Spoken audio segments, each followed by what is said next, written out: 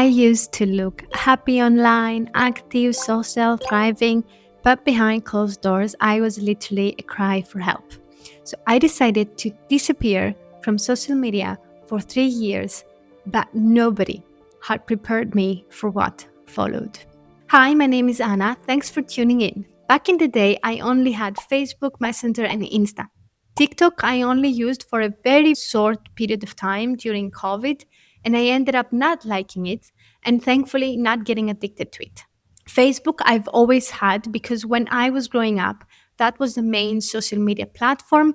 But then Insta came into the picture and everybody pivoted there. But I was not really using Facebook back at the time. The app was not even downloaded on my phone, so that was not a problem. Messenger, I decided to keep because I live abroad and I needed to have a way to communicate and FaceTime with people back home. So it really came down to me fighting my Instagram addiction. This was not the first time that I tried quitting Insta. A few years back, and after watching the Social Dilemma, the movie on Netflix, made such big dramatic posts saying, I'm quitting my Instagram and I don't want any algorithm to be controlling me and keep me scrolling and blah, blah, blah, only to last something like 3 weeks.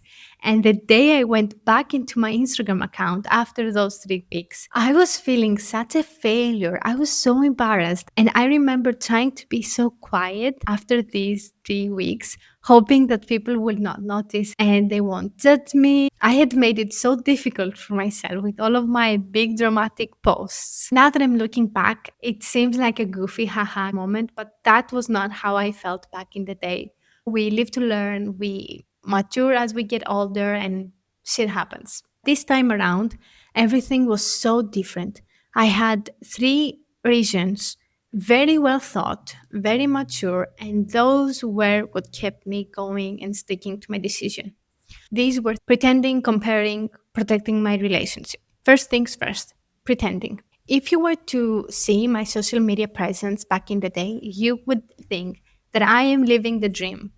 I'm having fun, I'm working out, I'm eating healthy, I'm going to the clubs, I'm going to the Latin parties, and the list goes on. But behind closed doors, I was going through difficult times with my personal life.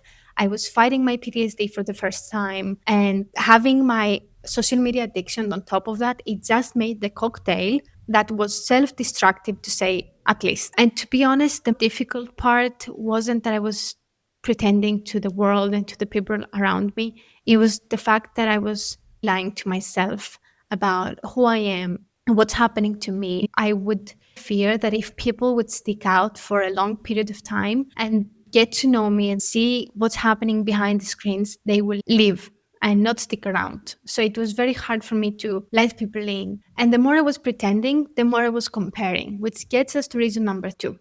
I knew that not everything you see online is 100% the truth, but I didn't think that all of these people are lying to the extent that I am. So I would say to myself, you're not good enough, you're a failure, you're so sensitive, and other people in your age, they're moving on with their lives and you cannot even get out of bed. I would speak to myself so badly.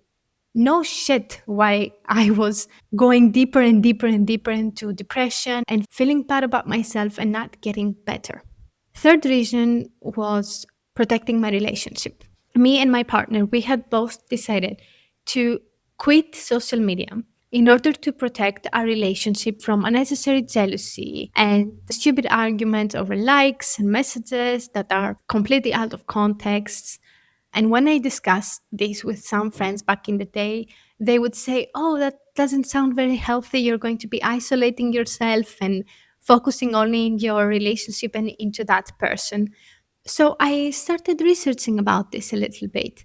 And what I found was very interesting because there are psychologists that have studied the attachment theory.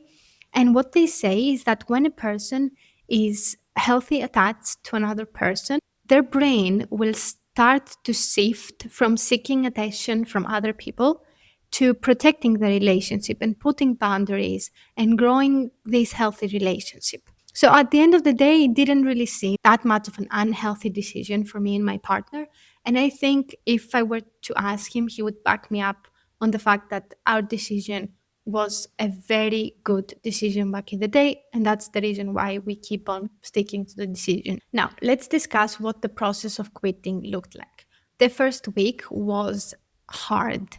I would take my phone and my fingers would do all the necessary steps to get me to where the app was before, only to realize that the app is not there anymore. And I remember I would feel so unsatisfied, and I would need the dopamine hit that I would get whenever I would open the app. And up until the 6 months, I did have quite a few relapses. And by relapses, I mean that I would download the app, activate the account, and stay there for like 10, 15 minutes maximum, and then deactivate the account. Actually, you cannot deactivate the account right away. You have to wait something like 7 days, I think. At least it was back in the day. And I would have to delete the app and stay off and try the whole process again. Another hard thing that I was not prepared for was what happens to you when nobody's watching. When you're in social media, even if you're not pretending to the extent that I was pretending, you do have the tendency of wanting to do things in your day, to post those nice stories. So when nobody's watching and this is not there anymore for you, you need to go back to basics and find motivation and find discipline and really consider why you're doing the things that you're doing. I would have days where I would had to push myself to do things just because I knew they were good for me and they were healthy. I would just do those things in repetition and wait for something to happen. And after 6 months, things started to change. Those urges of me wanting to be in the app started to become very quiet and very easy to fight. Then, in the 2 years mark, I got tested really good because a friend of mine was getting married and she wanted me to have a look on some pictures from wedding dresses and flowers for the ceremony. So instead of her screenshotting everything and sending it to me in Messenger, she was like, just open the app for 5 minutes and have a look at all of the pictures. And I was like, okay, I'm going to do that.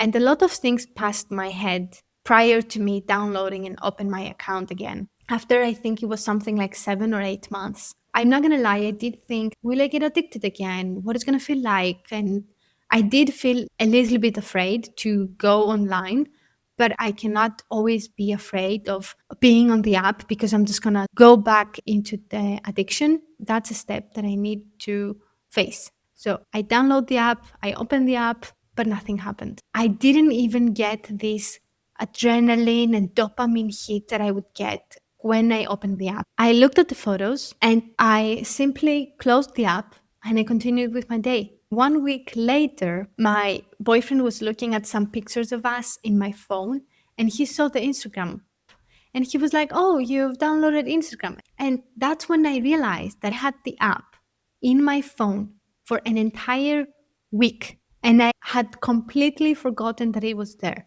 And in that moment, I said, if this is not proof that I won, I don't know what is. But before we close, I want to make clear that progress is not going to happen from one day to the next, but it is possible at some point you will program your brain to start liking and finding happiness into real moments and real feelings. My life right now is not perfect. Yes, my addiction with Instagram is over, but that does not mean that I don't have any other addiction. YouTube is also a sort of social media, and I'm still fighting in terms of my beliefs and my ethics around content in YouTube. So if you are watching this video and you are thinking of quitting social media or deactivating any specific account, I say to you that make sure that you have very well thought reasons for wanting to do so and sticking to it and waiting to build trust with yourself. So good luck in your personal journey of quitting social media and see you next time. Bye bye.